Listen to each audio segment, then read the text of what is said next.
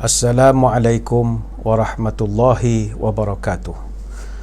Allahu Akbar, Allahu Akbar, Allahu Akbar, Allahu Akbar, Allahu Akbar, Allahu Akbar, Allahu Akbar, walillahil hamd.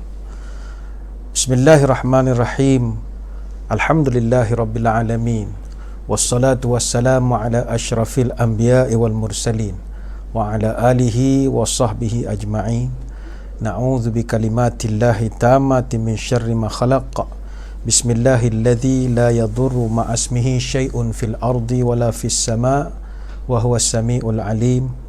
Allahumma idfa' 'anna al-waba wal ghala wal riba waz zina wal mihan wa su'al fitan ma dhahara minha wa ma batan an baladina hadza khasatan wa an sairil biladil muslimina 'amatan ya rabbal alamin. Saudara, apa khabar? Alhamdulillah, puji dan syukur kita panjatkan ke hadrat Ilahi. Hari ini kita sudah pun memasuki satu bulan yang dinanti-nantikan, iaitu bulan Syawal. Syawal kini sudah terhitung. Akankah kita mendapat untung? Harapan indah selalu digantung, berharap amal sebesar gunung. Inilah penghujung bulan pencuci. Habislah marah, hilanglah benci. Jangan kotori dengan mencaci, agar tak murka Allah yang Maha Suci. Syukur kehadrat Ilahi, pada hari ini kita berada pada bulan Syawal, yang mana Syawal kali ini begitu luar daripada kebiasaan, kerana kita berada dalam suasana perintah kawalan pergerakan bersyarat yang tidak pernah kita tempuhi selama ini. Amalan-amalan yang biasa kita lakukan pada bulan Syawal, iaitu ziarah menziarahi, menunaikan solat Idul Fitri di masjid ataupun di kawasan lapang, tak dapat kita adakan, dan masing-masing hanya beribadah di kediaman masing-masing saja, mendulang pahala di rumah sahaja. Maka itulah pada hari ini kita akan membincangkan satu tajuk mudah-mudahan bermanfaat, iaitu Syawal yang tetap disyukuri. Saudara, hari raya yang merupakan satu perkataan yang digunakan oleh orang-orang di Nusantara. Raya ni maknanya besar. Segala yang besar, yang ada perkataan raya, benda tu besar lah. Jalan raya, pasar raya, lebuh raya dan macam-macam lagi. Tapi raya ini secara tradisinya disambut pada bulan Syawal. Kenapakah bulan perayaan ini dipanggil bulan Syawal? Ini menarik untuk kita bahaskan. Syawal dia berasal dari kalimat syala, ai bermakna al-irtifa'. Syala ni maknanya naik ataupun melonjak. Jadi kita sedang memasuki bulan yang melonjak. Apa yang melonjak pada bulan ini? Pertama sekali, yang melonjak ataupun yang naik adalah saiz badan kita yang semakin naik. Kenapa bulan Syawal ini badan makin naik? Itu orang Melayu panggil hari lebaran. Sebenarnya bukan lebaran, tapi lebaran, makin lebar badan. Maklum sajalah, sepanjang kita berada pada bulan Ramadan, makan kita alhamdulillah sedikit terkawal. Maknanya daripada makan banyak kali sehari, kita makan hanya 2 kali, waktu pagi dan waktu maghrib. Berbanding bulan lain tu mengunyah je siang malam, pagi petang. Jadi badan kita ada sikit cantik lah pada musim Ramadan. Tapi mula Syawal sampai penghujung dan masuk bulan-bulan yang lain, badan kita makin naik. Apa sebab? Makan lah. Sebab itu makan kena berambi-rambi, kata orang tua-tua. Makanan yang kita makan itu musim-musim perayaan begini kadang-kadang kita hantam semua. Padahal kalau kita tengok, makanan ni kalau tak dikawal boleh merosakkan badan kita. Sebab itu ada dulu Kementerian Kesihatan, dia keluarkan senarai kalori di dalam hidangan ini. Wah, kita bila tengok, Masya Allah, patutlah badan naik tak turun-turun. Bayangkanlah ketupat sebiji ketupat lebih kurang 80 gram, itu kalorinya ada 88 kalori. Untuk nak bakar 88 kalori, kita kena berlari 1.1 km dengan anggaran berdasarkan 124 kalori per 1.6 km. Bayangkanlah makan ketupat sebiji kena berlari 1 km. Kalau makan lemang sepotong saja, sederhanalah lemang itu, kalorinya ada 82 kalori. Yang itu nak bakar kena lari 1.1 km. Bayangkanlah kalau sepotong lemang kena lari 1 km. Kalau kita hentam sebatang lemang kena berlari dari Kuantan sampai Kuala Lumpur, baru habis dia punya kalori itu. Agakkan kita lah. Kalau makan lontong campur sayur semangkuk, itu 350 kalori. Nak bakar kena berlari 4.5 km. Soto ayam satu mangkuk 403 kalori, itu kena berlari 5.2 km. Perkena teh tarik, lama tak kena teh tarik, bulan Ramadan Syawal minum teh tarik, satu gelas teh tarik 90 kalori, itu lari 1.2 km. Dodol makanlah satu biji, itu 71 kalori, kena berlari 0.9 km. Tapi tak ada masalah, nak makanlah, tak ada hal. Yang penting bila kita makan berambi, berhati-hati supaya badan kita tak naik. Ingat, kita bila makan, orang tua pesan, jangan kutuk rezeki. Jangan mentang-mentang tadi saya menyebut ketupat banyak ni kalori, ni banyak ni kalori, ni kalori, sampai kita seolah-olah mengutuk rezeki. Tak boleh. Rezeki ni daripada Allah, jangan dikutuk. Kalau nak kira, semua benda ada bahayanya. Macam sekarang ni orang takut dengan COVID-19, takut dengan kuman, takut dengan virus. Semua benda ada bahayanya. Makanan pun ada bahayanya. Tapi jangan dikutuk. Durian, kalau nak ikutkan, tak makan kita. Durian, 600 gram durian ada 882 kalori. Seulas durian berat lebih kurang dalam 40 gram, itu ada 59 kalori. Bayangkanlah. Tapi kita makan tu, kita berdoa lah pada Allah, Allahumma barik lana fima razaqtana wa qina adzabannar. Ya Allah, berikan berkat terhadap rezeki yang aku makan ini. Dan makan jangan banyak. Makan ni biar ikut cara Nabi. Nabi dia makan sikit. Itu makan tapi sikit. Yang jadi masalah, kita ni badan naik, Nabi makan sikit, kita sikit-sikit makan, akan lain. Nabi seorang yang jaga makan. Kita pula asal berjaga makan. Nabi semua makanan dia jadi ubat. Kita sekarang ubat dah jadi makanan. Jadi terbalik. Sebab itu kena jaga jugalah makan. Laporan Kesihatan dan Mobiliti Kebangsaan merekodkan ada 5.6 juta rakyat di Malaysia yang umur 18 tahun ke atas mengalami masalah berat badan atau mengalami masalah obesiti. Masalah dia nak obes, nak gemuk, badan besar mana pun, itu dia punya masalah. Tetapi yang kita kesian, daripada orang yang obesiti ni 17.5% akan kena kencing manis. 30.3% orang badan yang obes ni kena darah tinggi, dan 28% daripada badan obes ni kena jantung. Jadi walaupun yang sakit tu dia, yang meninggal dia, tetapi orang yang ditinggalkan akan ditanggung pula oleh kita. Anak-anak dia, isteri dia meninggal muda. Jadi jagalah, kontrol nafsu makan. Minum kopi campur susu, kalau tawar ditambah gula. Jangan diturutkan hawa dan nafsu, lama kelamaan menjadi gila. Anak ayam ditimbang pukal, bawa ke pekan ke rumah setinggan. Kalau nafsu melebihi akal, umpama makan tak cukup sepinggan.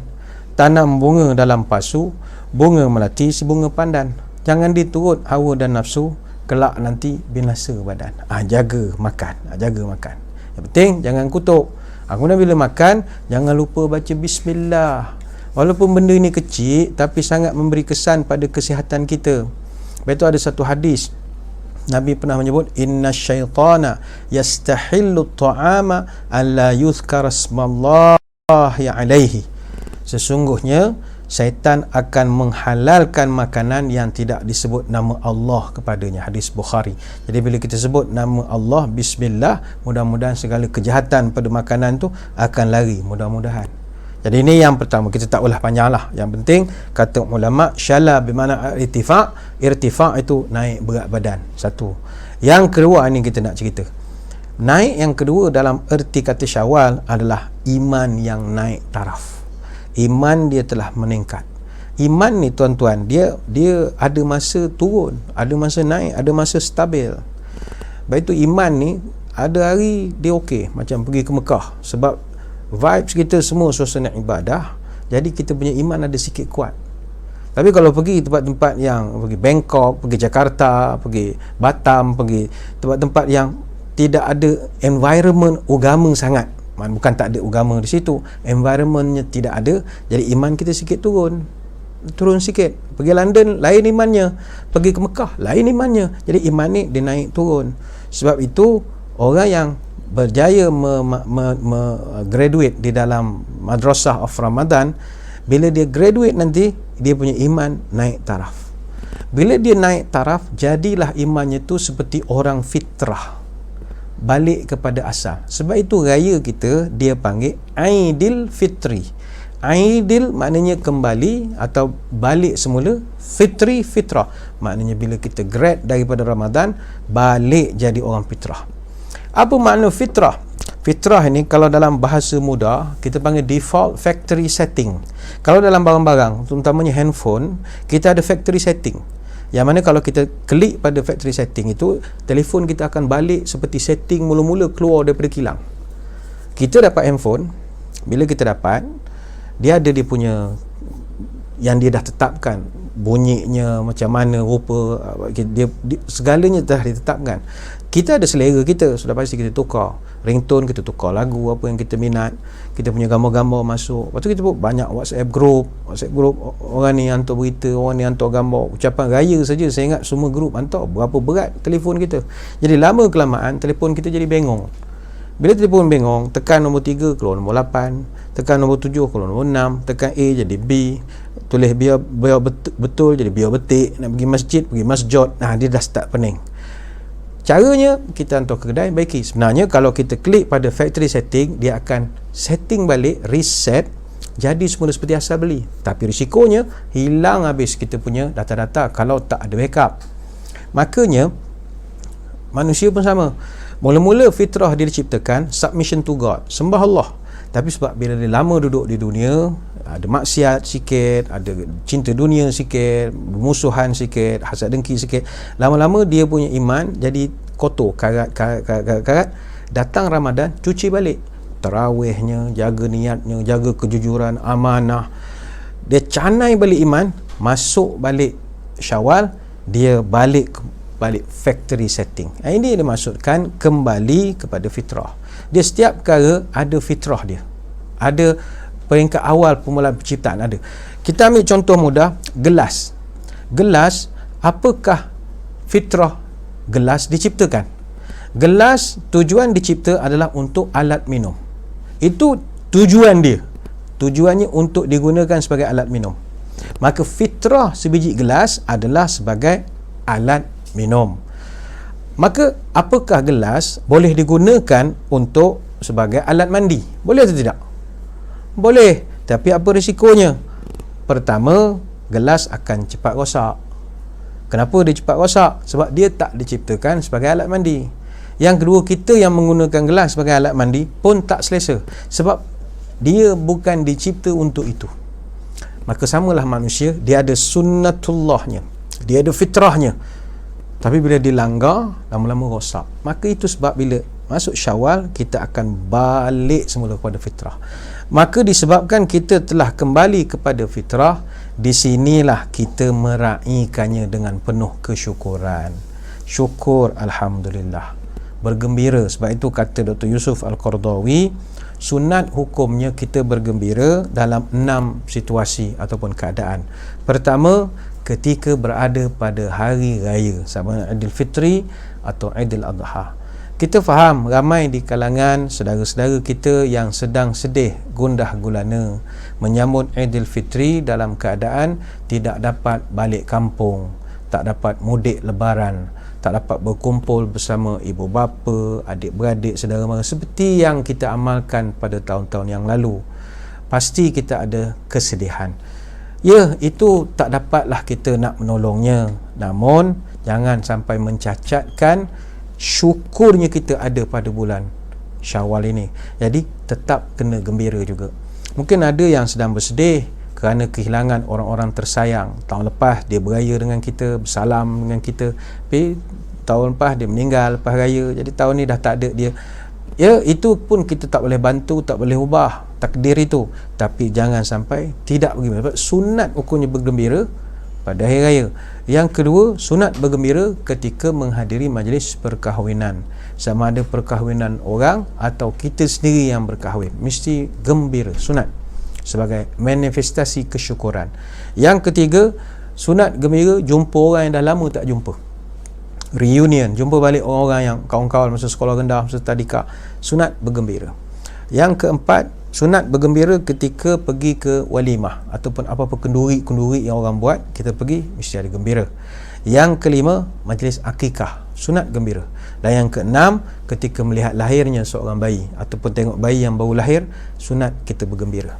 Sebab itu Syawal ini punyalah kita disuruhkan bergembira, sampai Nabi SAW pun menyuruh kita supaya berpakaian cantik-cantik. Mesti ada jangok sikit, pakai comel-comel. Kata Hasan bin Ali radhiyallahu anhuma, amarana Rasulullah sallallahu alaihi wasallam fil idaini an nalbisa ajwada ma najidu. Baginda Nabi sallallahu alaihi wasallam, kata Hasan, memerintahkan kami supaya pada hari raya memakai pakaian ajwadu ma najid, pakaian yang paling terbaik yang kami miliki. Hadis riwayat Baihaqi dan juga Al-Hakim. Pakaian terbaik sekali, artinya nak menunjukkan atau nak menzahirkan syukurnya berada pada bulan Syawal yang dinanti ini. Dan hatta kalau dalam hadis kita tengok, Nabi SAW pun okey kalau ada hiburan sikit-sikit ketika perayaan ini, sebagaimana kata Aisyah radhiyallahu anha, kanal habasyu yal'abuna bihirabihim fasatarni Rasulullah sallallahu alaihi wasallam wa ana anzuru fama ziltu anzuru hatta kuntu ana ansarifu. Kata Aisyah, orang-orang Habsyah dia datang masa hari raya, dia datang bermain dengan alat-alat perang mereka, ketong-ketong. Maka Rasulullah SAW lantas membentangkan sutrah supaya mereka tidak nampak Aisyah, sebab Aisyah nak tengok, sedangkan aku ketika itu sedang menonton persembahan mereka. Dan Nabi terus menerus demikian sampai kata Aisyah, aku dah puas dah menengok. Hadis riwayat Al-Bukhari. Jadi tidaklah berlaku keadaan bila hari raya itu orang Habsyah main dengan alat perang, tarian perang mereka, tak adalah pula Nabi suruh berhentikan, cukup, jangan, dah pergi sembahyang duha semua, dah.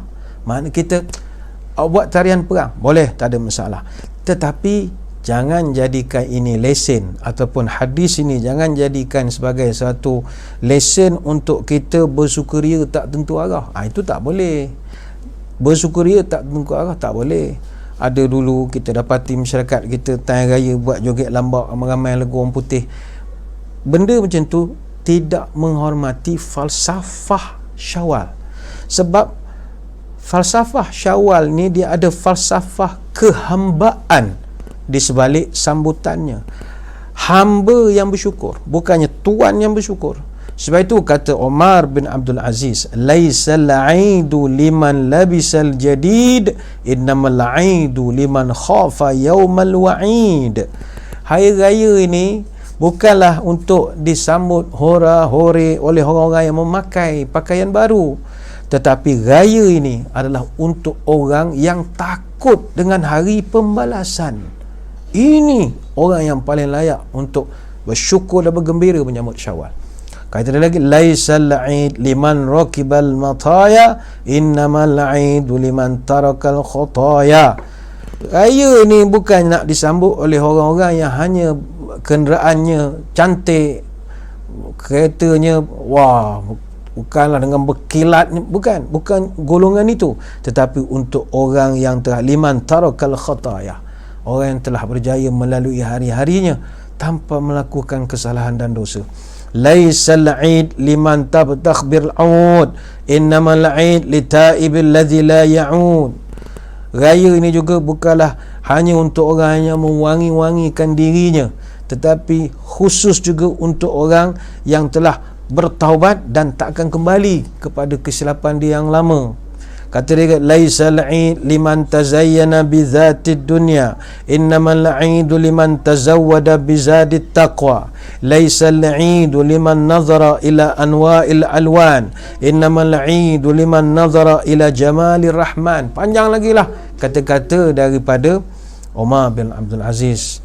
Maka kita simpulkan dua golongan yang benar-benar beridul fitri, balik semula kepada fitrah, balik semula kepada factory settingnya. Pertama, orang yang ketaatannya kepada Allah bertambah pada tahun ini. Yang kedua, orang yang telah mendapat keampunan daripada Allah. Sebab itu, kalau orang itu dia betul-betul telah beribadah, dia akan dapat keampunan daripada Allah. Dan bila dia tengok dia punya ketaatan lebih berbanding pada tahun-tahun yang lalu, maka inilah dua golongan yang layak untuk bergembira pada Idul Fitri. Sebab itu satu ungkapan pernah disebutkan, hari raya disambut oleh semua orang, tapi Idul Fitri hanya disambut oleh orang yang ketaatannya bertambah dan telah mendapat keampunan daripada Allah Ta'ala. Macam mana nak tahu kita ni telah mendapat keampunan dan ketaatan kita semakin bagus diterima Allah? Min sawabil hasanati al hasanatu ba'daha.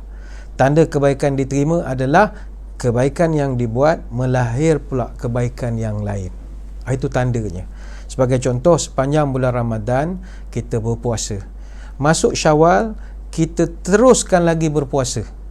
Maknanya tidak berhenti puasa, sambung pula puasa 6. Itu tanda puasa yang Ramadan Allah terima mudah-mudahan. Dia sentiasa melahirkan kebaikan yang baru. Macam orang balik dari Mekah lah. Macam mana nak tahu amalannya masa di Mekah Allah terima? Mudahnya tengok bila balik Malaysia, adakah awak makin banyak amalan? Itu kalau makin banyak, tanda diterima. Tapi kalau balik daripada Mekah makin teruk amalan, maka nampak sangat tak ada peningkatan, maka tidak ada nilai di sisi Allah. Sebab itu Imam Hasan Al-Basri rahimahullah pernah memberikan satu makna tentang Idul Fitri ataupun perayaan itu sendiri. Kata dia, kullu yaumin la yu'sallahu fihi fahuwa aidun wa kullu yaumin yaqta'uhu al-mu'minu fi ta'ati maulahu wa dhikrihi wa syukrihi fahuwa lahu aidun. Setiap hari yang mana kita lalui tanpa melakukan penderhakaan kepada Allah, maka itulah hari raya bagi kita. Dan setiap hari di mana kita sentiasa berada dalam ketaatan kepada Allah, sentiasa zikir kepada Dia, sentiasa syukur kepada Dia, maka itulah hari raya bagi kita, kata Hasan Al-Basri rahimahullah. Sebab itu saudara, Nabi SAW, kalau kita rujuk kepada sejarah Aidil Fitri itu sendiri, baginda Nabi meletakkan satu garis sempadan antara sekadar happy, hora-hore, nyanyi lagu raya, melompat-melompat, main bunga api, tidak, daripada sekadar happy kosong dengan kegembiraan yang ada unsur ketuhanan. Sebab itu Aidil Fitri pertama kali dirayakan selepas tercetusnya Perang Badar 17 Ramadan tahun kedua Hijriah. Maka ada falsafah kaitan dengan peperangan di situ. Dia raya ni, kalau tengok ke asal usulnya, kata Aisyah radhiyallahu anha, inna likulli qaumin 'idan wa inna 'idana hadzal yaum. Nabi sebut setiap orang, setiap kaum ada raya dia, perayaan dia sendiri, dan bagi kita orang Islam inilah raya kita, iaitu Idul Fitri, kata Nabi. Dia asal usul raya ini, kata Anas bin Malik radhiyallahu anhu, qadima Rasulullah sallallahu alaihi wasallam al-Madinah wa lahum yawmani yal'abuna fihima. Ketika Nabi sallallahu alaihi wasallam mula-mula datang ke Madinah Al-Munawwarah, maka Nabi dapati orang-orang di Madinah mereka mempunyai yaumani yal'abuna fihima, ada 2 hari yang mereka berpesta pora dan bergembira padanya. Faqala ma hadhil yawman ma hadhanil yawmani, maka Nabi tanya, hari ni hari apa yang kamu gembira sangat semua ini? Kunna nal'abu fihima fil jahiliyah, inilah hari kami dulu-dulu pun zaman jahiliyah kami sambut wahai Rasul. Faqala Rasul, inna Allah qad abdalakum bihima khairan minhuma yaumul adha wa yaumul fitri. Hadis Abu Daud. Mulai hari ini, kata Nabi, Allah akan gantikan 2 raya itu dengan 2 raya yang lain, iaitu raya Idul Adha dan raya Idul Fitri. Hadis riwayat Abu Daud.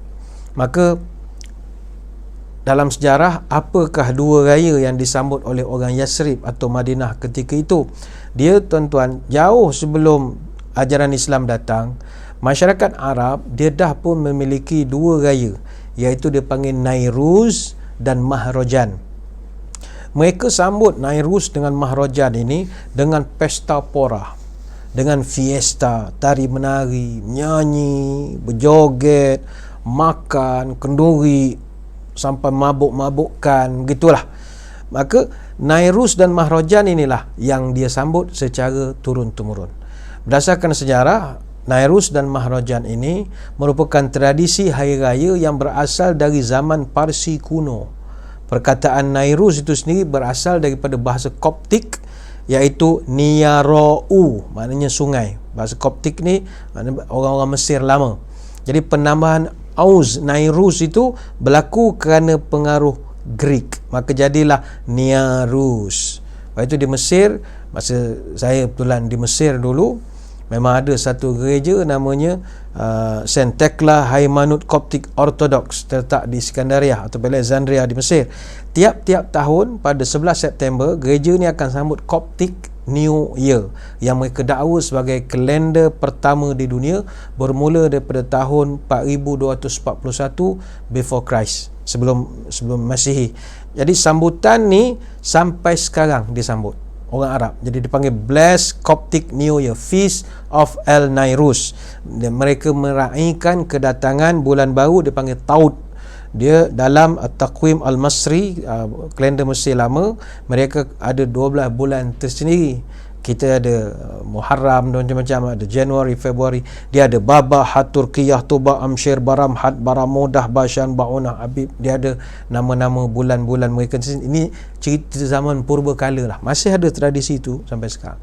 Dan apa sebab Nairuz ini disambut? Pertengahan bulan September, kebiasaannya air sungai Nil jadi besar.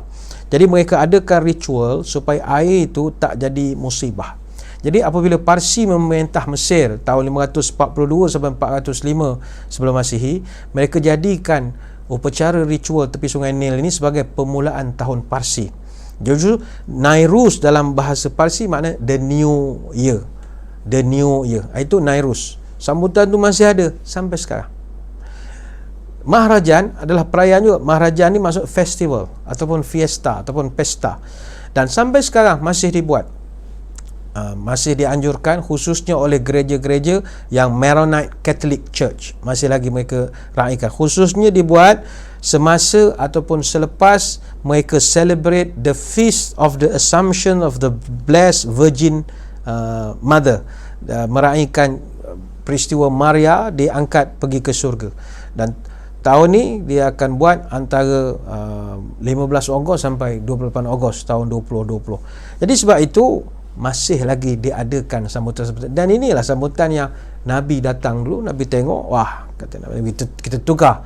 2 hari ni Nairuz, Mahrajan, kawan tukar dengan Idul Fitri dengan Idul Adha. Jadi itu dari segi sejarah ini. Tapi bagi kita orang Malaysia, Hari Raya Idul Fitri ni ataupun Lebaran ni lebih identik dengan cuti, tradisi balik kampung atau mudik Lebaran, bermaaf-maafan, kesukecitaan, baju baru, kuih raya. Itu bagi kita lah yang lebih identik sekali. Yang pentingnya, saudara hadirin hadirat sekalian, mari kita muhasabah pada hari ini. Dalam permulaan memasuki bulan Syawal ini, mari kita buat checklist pada diri kita. Kita senarai semak, apakah kesan Ramadan yang telah kita lalui kepada diri kita sebagai para puasawan yang telah graduate dalam University of Ramadan ini. Dr. Yusuf Al-Qardawi, dia ada buat senarai semak, ada 5 perkara. Kita cek pada diri kita, adakah sebarang perubahan pada diri kita hasil daripada pendidikan bulan Ramadan. Mari kita lihat satu-satu. Kata dia, sewajarnya bagi seorang graduan yang telah pun bergraduat di dalam University of Ramadan, nombor 1, bila dia memasuki bulan Syawal, dia merasakan bahawa jiwanya lebih bersih dan lebih ikhlas. Perlu ada begitu. Sebab Ramadan ni adalah kita banyak melakukan amalan yang penuh keikhlasan. Dan amat sukar untuk mendidik diri menjadi ikhlas. Sebab itu ikhlas ini ibadat yang paling payah untuk nak dijaga. Ikhlas ini, garis sempadannya begitu halus sekali. dan kita dilatih selama sebulan dengan puasa, dan puasa adalah ibadah yang paling ikhlas. Payah diukur. Orang boleh ukur ke tahap mana kita punya puasa? Orang tak boleh ukur. Puasa, sedekah, semayang, sedekah, bayar zakat, haji, semua orang boleh judge, orang boleh berikan justifikasinya. Tapi puasa tidak ada. Kita bahkan tak kenal pun orang yang puasa. Nanti start pada raya kedua ke atas, ramai di kalangan kita dah puasa 6. Yalah, nak beraya tak boleh, PKPB macam-macam. Jadi di rumah puasa. Ada kadang ahli keluarga kita tak tahu pun dia puasa. Sebab puasa ni ibadah tak ada tanda. Dia paling ikhlas sekali. Kalau kita pergi ke pejabat nanti, ada kawan-kawan yang puasa 6 pun kita tak tahu dia sedang puasa. Ajak minum, jom minum air, puasa. Tapi semayang ada tanda. Haji ada tanda. Pakai nama lagi ada haji. Sedekah boleh diukur. Oh ustaz, orang tu bagus, dia tak kedekut. Bayar zakat RM7, dia bagi RM10, keep the chain. Tapi puasa apa tanda? Dia tak ada indikator, tak ada KPI. Sebab itu dilatih selama sebulan, menjadikan kita ini orang yang betul-betul telah bersih jiwa dan lebih ikhlas dalam beribadah. Sebab itu level orang yang puasa khususil khusus, orang yang tahap ikhlas tinggi ini adalah kemuncak seorang puasawan. Sebab itu kata Ibn Qudamah Al-Maqdisi dalam kitab Mukhtasar Minhajul Qasidin, puasa ini orang paling bawah, paling awam sekali, dia saumul umum, fahuwa kaffu batni wal farj anil qada'i syahwah. Puasa yang paling basic sekali lah, dia jaga perut saja, dia tak makan, tak minum, dia jaga itu saja. Tapi dia punya mulut, dia punya mata, telinga masih lagi tak jaga. Sedangkan malam yada' qawla zur wa amala bih, siapa yang tak jaga mulut, masih cakap benda tak elok, Allah tak pandang puasa dia. Tapi sah puasa, tak ada nilai di sisi Allah. Yang kedua, saumul khusus, orang fahuwa kafun nazar wal lisan wal yad wal rijil was sama wal basar wasairil jawaril anil asam. Orang yang bukan sekadar jaga perut dan tekak, bukan sekadar tak dia jaga jangan ada makanan masuk atau minuman masuk, dia dah juga jaga mata, jaga mulut, jaga telinga, jaga tangan, jaga kaki, jaga seluruh panca indera daripada perkara yang boleh melalaikan dia mengingati Allah. Itu level saumul khusus. Tapi kalau saumul khususil khusus, orang macam ni, saumul qalbi anil himam biddani wal afkari mubadilati anillah wa kafu wa amma siwa, dia dah sampai peringkat puasa hati. Apa artinya? Dia puasakan hatinya daripada cita-cita remeh. Dia meninggalkan segala-galanya kerana Allah, dan dia meninggalkan segala-galanya kecuali Allah. Dia tinggal makan, tinggal kehidupan, tinggal apa saja, dia hanya nak pada Allah. Ibadahnya ini kerana Allah. Ini makam tertinggi, ikhlas. Sebab itu syarat amal diterima, kata para ulama, ada 4. Nombor 1, mesti berteraskan ilmu. Yang kedua, mesti niat yang bersih ataupun niat yang betul. Yang ketiga, kena sabar dalam beramal. Dan yang keempat, ikhlas. Amalan tanpa ikhlas itu tak dapat diterima oleh Allah. Mesti buat kerana Allah. Ini panjanglah cerita tentang keikhlasan ini yang mustahak. Kata Dr. Yusuf Al-Qardawi, sepanjang Ramadan kita dilatih untuk ikhlas. Dia niat ini, dia adalah penentu kepada segala ibadah. Sebab itu kalau niat tak betul, ibadah tu tak memberi bekas. Contoh, orang yang semayang, kalau niatnya tak betul, maka semayangnya tak memberi kesan kepada perwatakan. Berapa ramai orang pergi semayang, habis semayang dia curi selipar orang, dia pergi masjid, keluar curi selipar. Jadi tak memberi kesan semayangnya itu kepada tindakannya selepas habis semayang.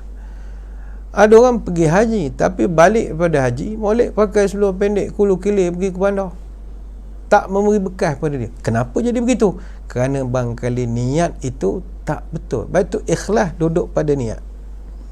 Haji, puasa, semayang, apa saja, hatta sedekah pun mesti kerana Allah. Bila bercerita tentang ikhlas ini, saudara-saudari sekalian, ada satu Ibn Qudamah, dia menceritakan dalam kitab Minhajul Qasidin tentang keikhlasan. Ada satu orang pendakwah, kata dia, ni cerita satu orang pendakwah, dia mengajar di sebuah kampung. Pondoknya tu atau pesantrennya selalu orang datang mengaji lah, orang kampung. Tiap-tiap hari orang datang belajar. Tapi masalah nak pergi ke pesantren ataupun pondok Tuan Guru ni kena lalu jalan. Jalan tu ada sebatang pokok, dan pokok tu ada hantu, puaka. Ada puaka, berpuaka.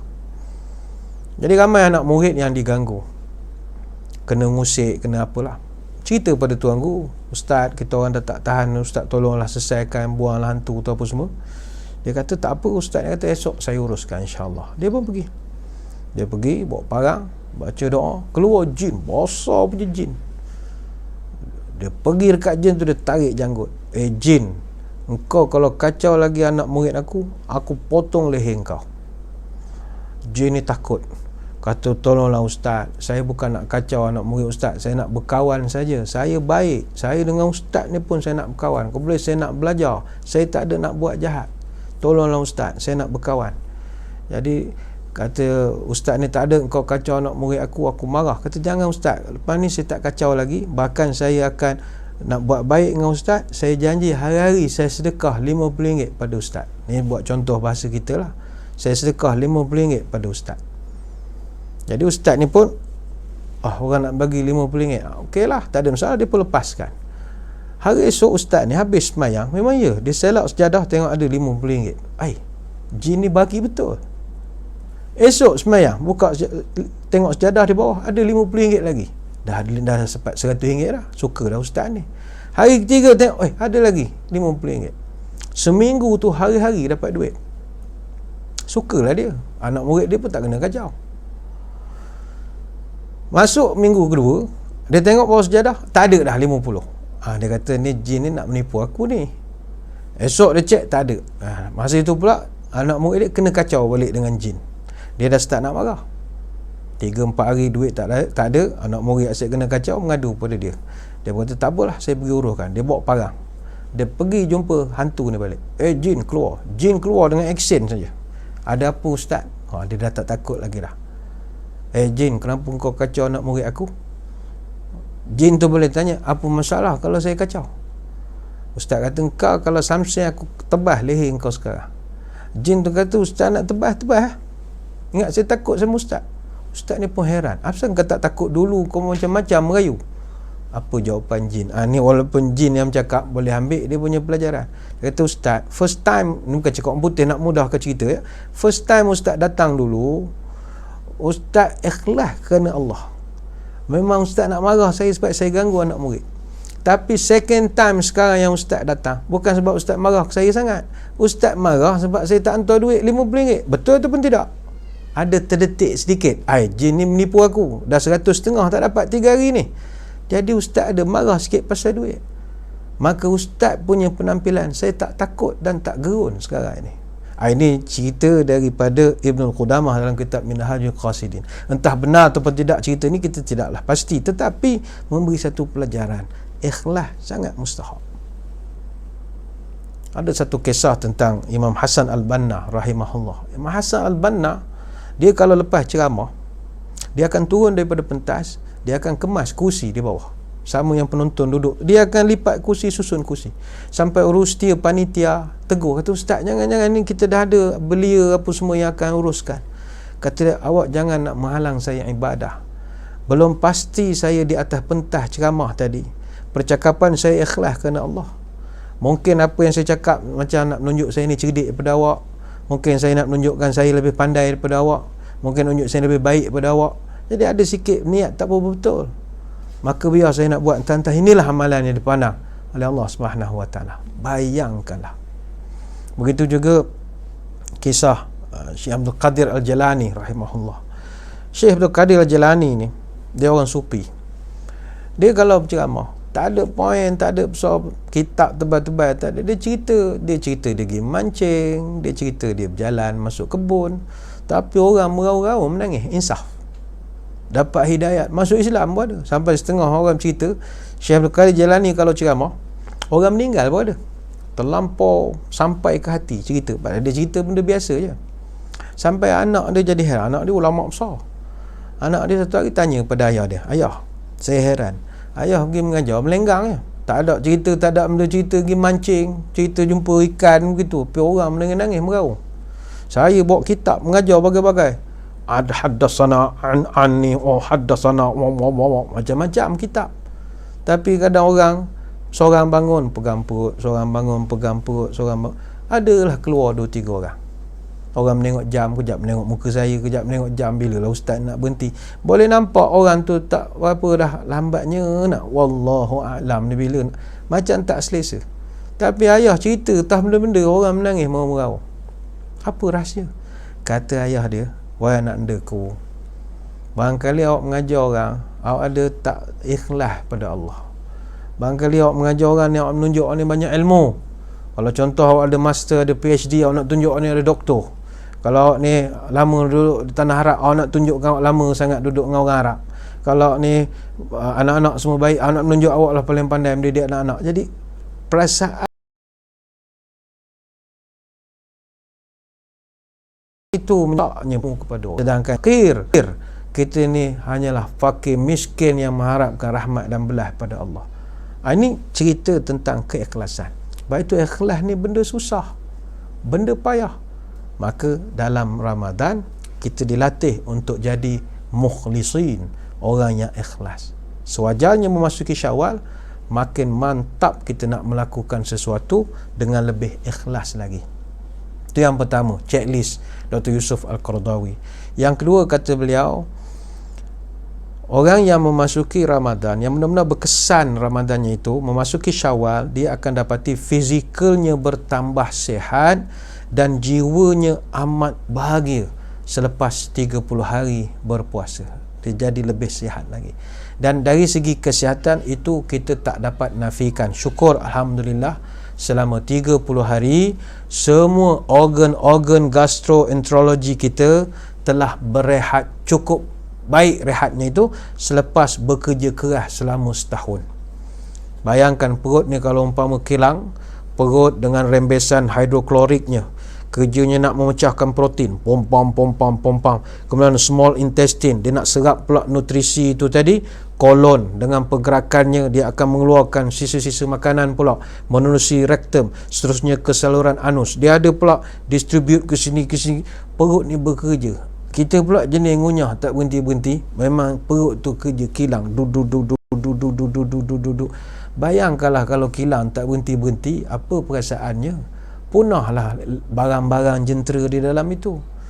Sama jugalah perut ini kalau umpama kilang tak berhenti bekerja.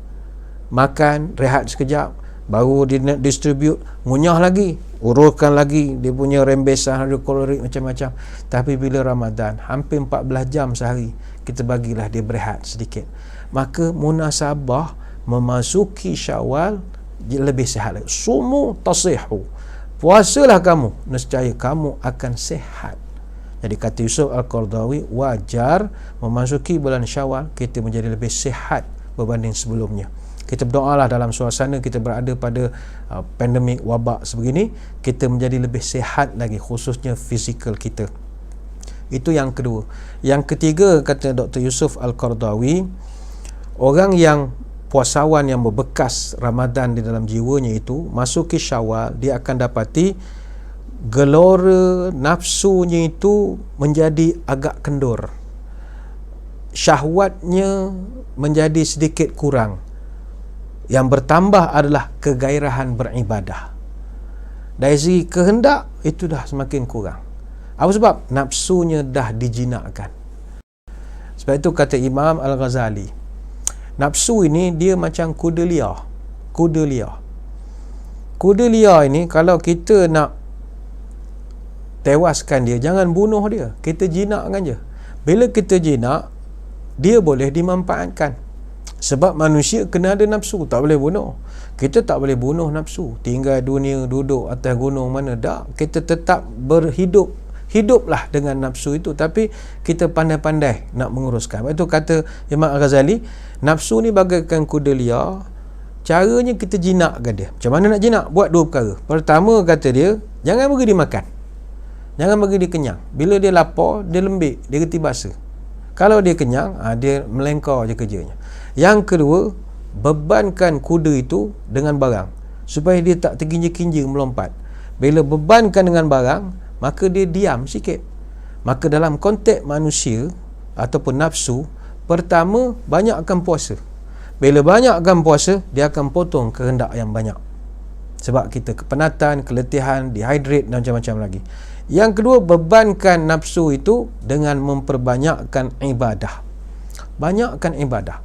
Makin banyak ibadah, walaupun berat nak bangun, nak melakukannya begitu sukar, tetapi kita telah train diri kita sepanjang Ramadan melakukan tarawih dan juga witir yang merupakan ibadah terpanjang kita lakukan, setengah jam atau 45 minit tiap-tiap hari tanpa gagal.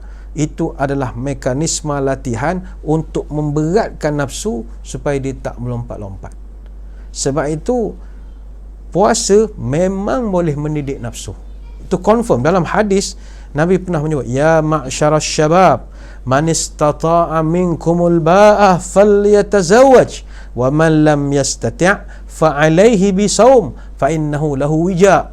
Kata Nabi, wahai orang muda-muda, kata Nabi, siapa di kalangan kamu yang dah ada perasaan nengok orang perempuan, misalnya dah ada berkehendak, maka berkahwinlah, kata Nabi.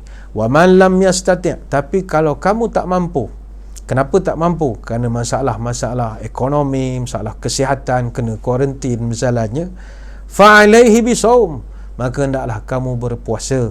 Fa innahu lahu wija, sebab puasa boleh menjerut kehendak, kata Nabi. Dia macam beli air, bungkus, ikat tepi. Ini ikat penuh. Dia boleh jerutkan kita punya kehendak nafsu itu tadi. Sebab itu, kalau kita nak mengurangkan nafsu ni jadi kehendak macam-macam, banyakkan berpuasa, bebankan dia dengan ibadah yang banyak. Maka ini petua yang boleh kita amalkan daripada Imam Al-Ghazali rahimahullah. Kemudian yang keempat, kata Dr. Yusuf Al-Qardawi, orang yang merupakan graduan Ramadan ini, yang telah memasuki bulan Syawal, dari segi checklistnya adalah dia akan tajamnya perasaan dia terhadap nikmat Allah dan menjadi lebih bersyukur berbanding sebelumnya. Tak dapat kita nafikan bila tiba bulan Ramadan, kita dididik oleh Allah tanpa kita sedar satu sifat yang kita payah nak ada pada masa lain, iaitu sifat bersyukur. Bulan puasa, tuan-tuan, kita dahaga siang. Bila ambil wuduk semayang Zuhur, Ramadan baru ni kan panas sikit. Bila ambil wuduk bulan puasa waktu Zuhur, air paip tu rasa sedap. Banyak air paip sedap. Belum air boba lagi, air paip dah rasa sedap dah. Maka kalau tahap orang ni air paip pun dia rasa sedap, memang syukur sangatlah. Baik itu sunat hukumnya kita berbuka puasa. Sunat duduk depan makanan lebih awal. Mana kalau 7.10 berbuka, pukul 7 tu duduk dah. Jangan asar, lepas asar duduk dah, sebu perut. Duduk pukul 7 tengok makanan. Sebab nak mendatangkan syukur. Mendatangkan syukur.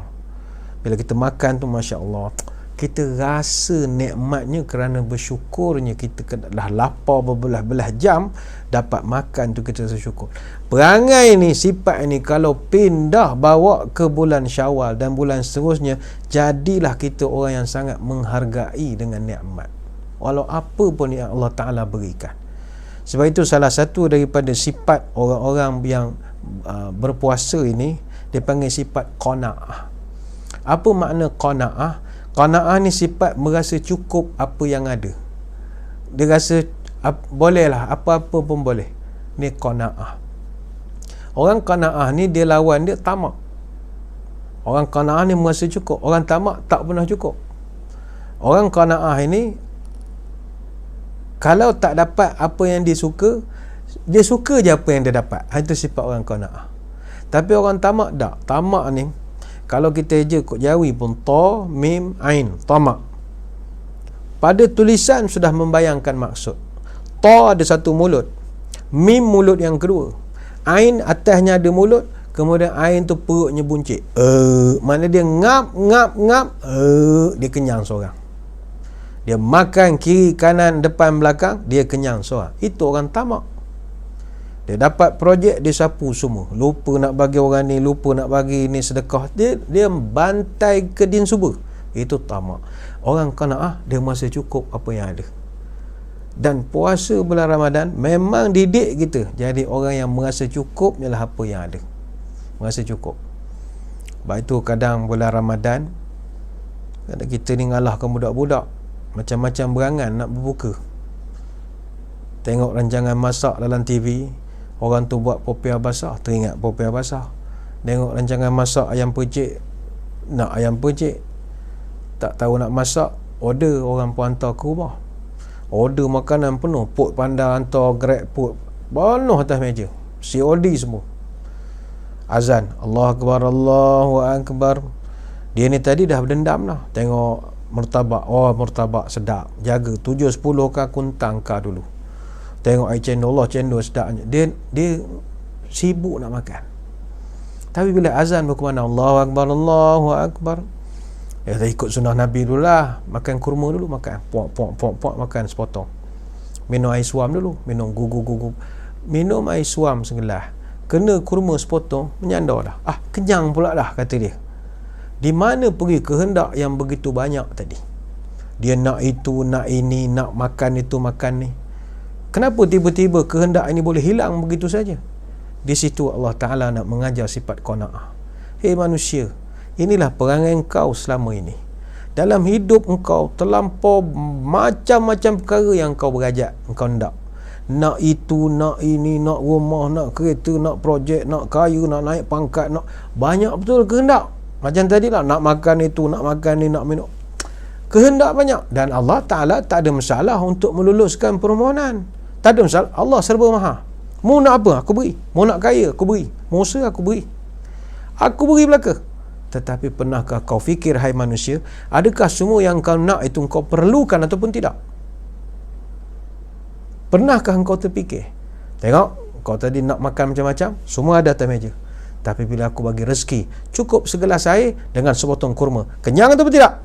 Kenyang, ya Allah. Di situ aku ingin didik kamu, hai manusia. Jangan macam-macam kehendak, cerewet, itu ini, qanaah, merasa syukur, cukup apa yang ada. Ini sifat yang boleh dicerna hasil daripada Ramadan kepada para puasawan yang memasuki Syawal mulai pada hari ini.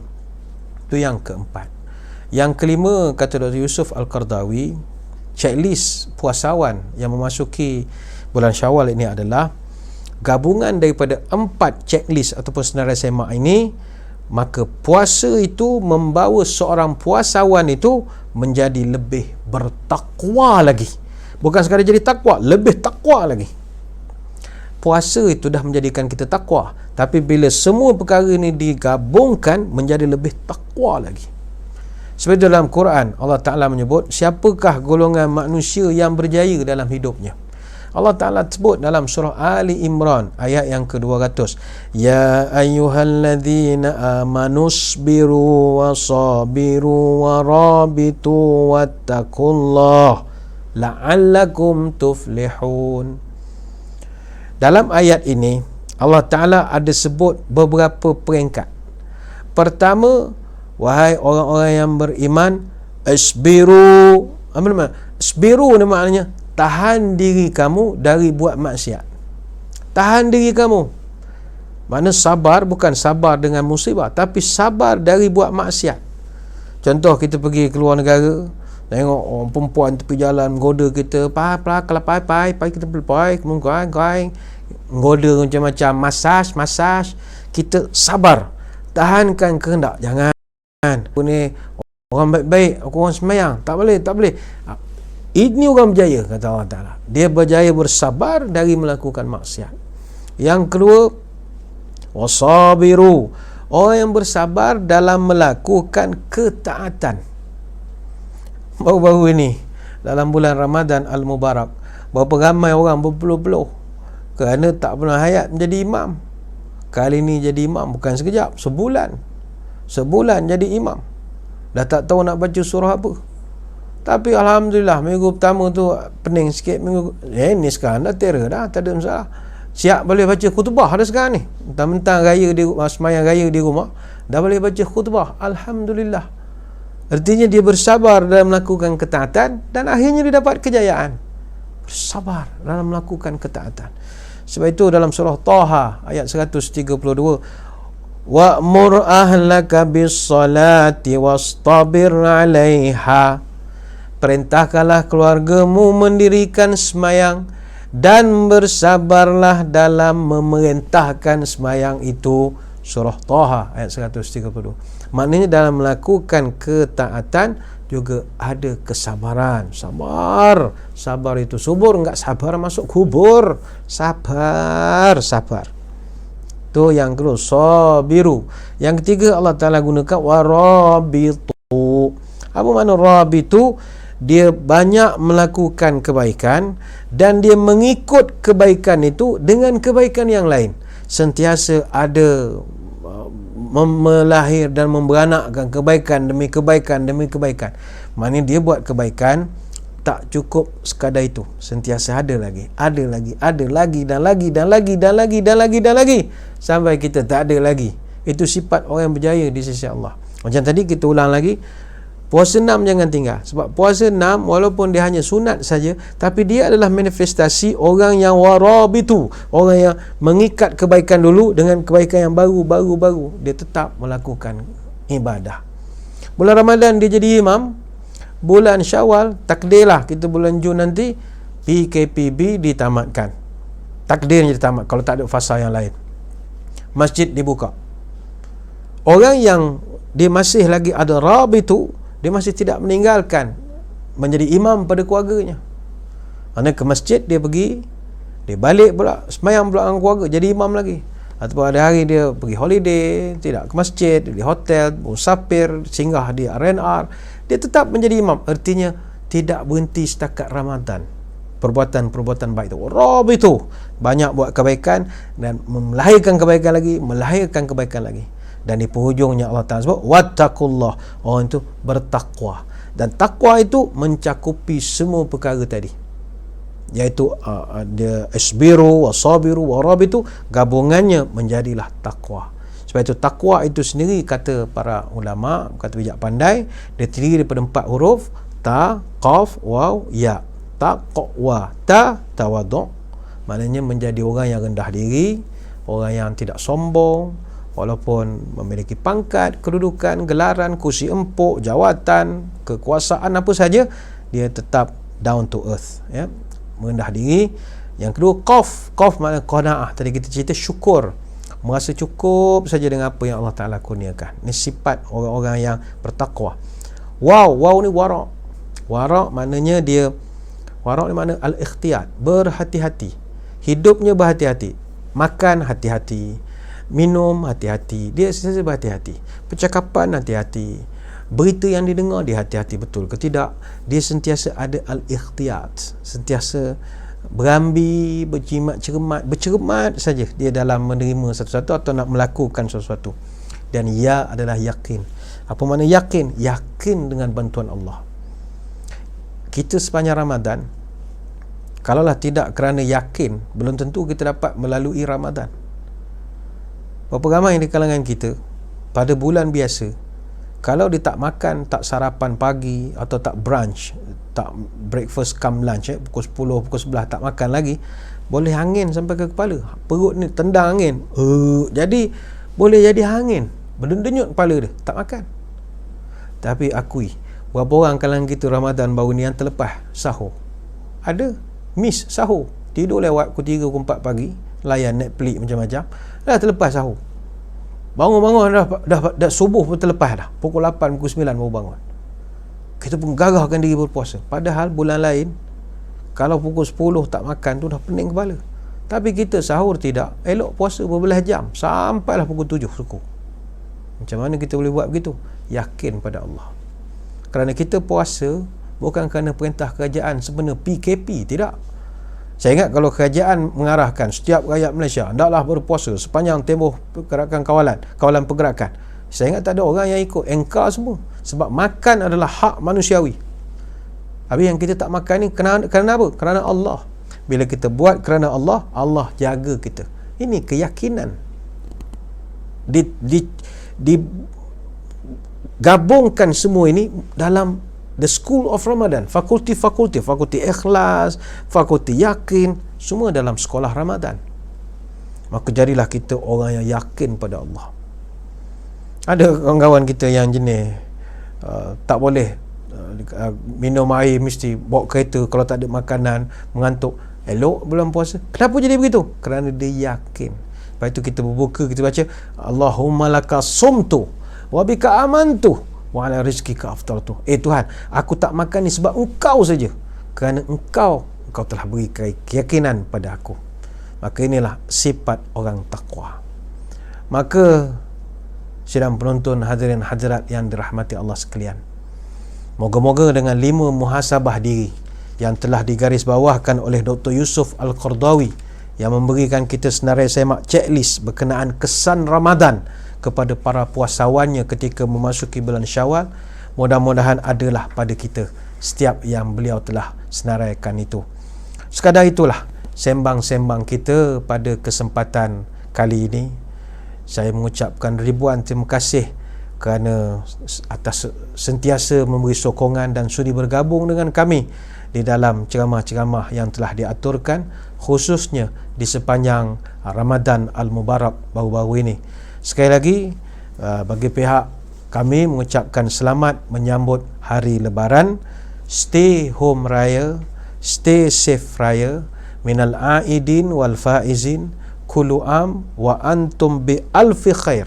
Ingat, tingkatkan ibadah, kurangkan juadah. Wabillahi taufiq wal hidayah. Wassalamualaikum warahmatullahi wabarakatuh. Wallahu a'lam.